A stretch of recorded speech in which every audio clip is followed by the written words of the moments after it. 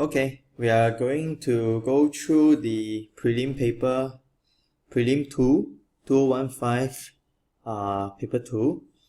In this video, we are going to focus on question 9. I think it is about light, critical angle and things like that. So let's move on to question 9 and see how we can solve the problem. Okay, 9a, I think it is a standard question. What is the two conditions for TIR, total internal reflection? So one is that light travel from higher refractive index to lower refractive index, and that the angle of incidence must be larger than the angle of critical angle. Then in part B, you are asked to draw the two paths of light, and I think it is quite straightforward. One thing to take note is for ray 1, actually the question intend for you to draw such that if you use a ruler to draw, you will find that it doesn't even come close to the boundary of the inner core and the outer cladding. So actually for your ray 1, it is just a straight line passing through the optical fiber. But for your ray 2, you would realize that it actually cuts at the boundary of the inner core and the outer cladding. So at this point, please draw a normal and then make sure that when you reflect, the angle of reflection and the angle of incidence is about the same. So if you look at how I draw here, this is the angle of incidence compared to my angle of reflection, it should be about the same. So just continue this way of drawing until your ray 2 exceed the optical fiber. So just draw down here, and then this one will be slightly here, so it will go here. So as you can see, the two paths of light actually cover different distance, and so the arrival time of these two rays will be different. That is just extra information that I want you to take note. Okay, in part C, you are asked to select a type of optical fiber depending on its characteristic. So you have density, refractive index, and flexibility. So let's go through these three parameters one by one. So if you have an optical fiber, I'm going to talk about flexibility first because it is very easy to understand. So if you are talking about flexibility, of course you want the cable to be flexible, am I right? So from here you already isolated two optical fiber out of the four. Then the next parameter I want to talk about is the density. Now what has density to do with this? Now since we are comparing between W, X, Y and Z, we have to fix some constant variable. And in this case, let's say the volume of the optical fiber is the same, meaning that the length of the optical fiber is the same and the cross-sectional area is the same. So volume is the same. So because of that, density come into play. Now, for some of you, you may not have that, oh, it's like that kind of feeling. But when they give you, let's say, density, the first thing you should do is that write down the corresponding formula. So density is then D is equals to M over V. And if you look at M and V, mass and volume, and you are talking about an optical fiber, obviously you would want the fiber to be as light as possible. And when we are talking about heavy or light, we are actually referring to which parameter? Yes, we are going to refer light and heavy to the mass. So if let's say volume is a constant variable, then you would want a very small density, correct? Because a small density would mean that your mass is low. Now, how so? You can rewrite the density formula, okay, and you can make M the subject because that is what you are interested in. So M is equals to density times the volume, right? And since we say that my volume here is constant, that means that your M should be as small as possible so that your, you would want your density to be as small as possible so that your mass is as small as possible. So one look, you know that, oh, okay, Y is my minimum, it satisfies my flexibility, that means most likely I need to choose Y. Okay, but for completion's sake, and if we look at the marks given is 4 mark.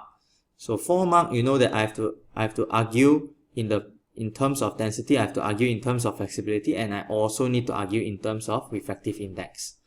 Now, if you look at the diagram above, you can see that the ray actually goes through total internal reflection in your cable. And you can see that the start of the question, they give you a hint. They are asking you about the conditions for total internal reflection.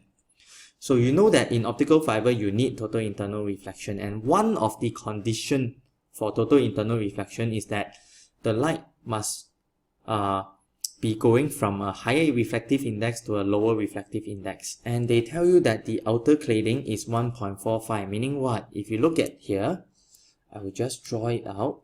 That means this shaded part, let me change the color.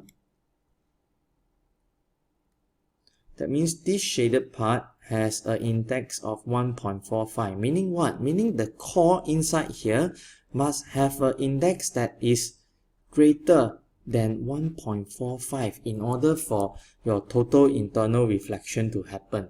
If not, it cannot happen. So if you look at this refractive index, there are only two indexes that are higher than 1.45, which is your 1.50 and 1.55. And you know that Z cannot be the choice, this cannot be the choice. And so you know that Y must be the choice of optical cable you need to use. What will happen if you use X? If you use X 1.45, they are of the same refractive index. You know what will happen if you have the same refractive index? If you have the same refractive index, the ray will just go through straight. Okay, because to the light, they are the same material. The speed of light doesn't change. Right? Remember, refractive index, what it means? Refractive index means that it is a ratio between speed of light in vacuum, the C, to the speed of light in that particular medium. And if the refractive index is the same, in this case 1.45, then that means it implies that the speed of light didn't change, and if the speed of light didn't change, that means the light will just go straight. Okay, this is additional material. Not additional material, I mean this is, you do not need to mention this in your answer. So how do you phrase your answer? Very simple. Your choice is Y. The reason, talk about the density. So write down here, in terms of density, with the same volume, okay, optical fiber Y would have the lowest mass. Okay, then full stop. Next sentence, in terms of flexibility, okay, I'm just going to scribble. Optical fiber Y is good. Okay, that means it can be used at corners. And then finally, in terms of refractive index, Y have a higher refractive index than 1.45, so that your total internal reflection can happen. Full stop. And you get all 4 points. And if let's say in your exam, you do not know, okay, let's say in the exam you forget about refractive index, still attempt. At least if you write about flexibility, you will get 1 point. Okay, and I think the density part can be quite straightforward. Now then, after that, you are being asked what is the speed of light. Now remember, whenever they are asking you about speed of light, there is only one formula that you learn, and the formula is n equals to c over v. This c refers to the speed of air in vacuum. So this is the one. Okay, and the speed of light in the optical fiber is given this, so this one is here, and therefore you can find what is this refractive index right here. Okay. Then after that, the last question, they ask you about the disadvantage of transmitting data at high refractive index. Now, what is mean by high refractive index? How high refractive index means that I will just use the formula written here. If this guy is high, this is your refractive index, right? So if your refractive index is high, what it means? It means that the denominator here will be low. Why am I looking at the denominator? Because the numerator here, the C, is constant. Is the speed of light in air is constant. So if my n is high, it will naturally means that my speed of light in that particular optical fiber will be low. And why do you want to have a fiber? You know that, oh sorry, I need to rephrase. You know that in an optical fiber, it is transmitting data using light. And if your light is traveling at a very slow speed in the fiber, then it will affect its transmission rate. Okay, so for argument's sake, if you have a high refractive index, then the speed of light in the optical fiber will be slow.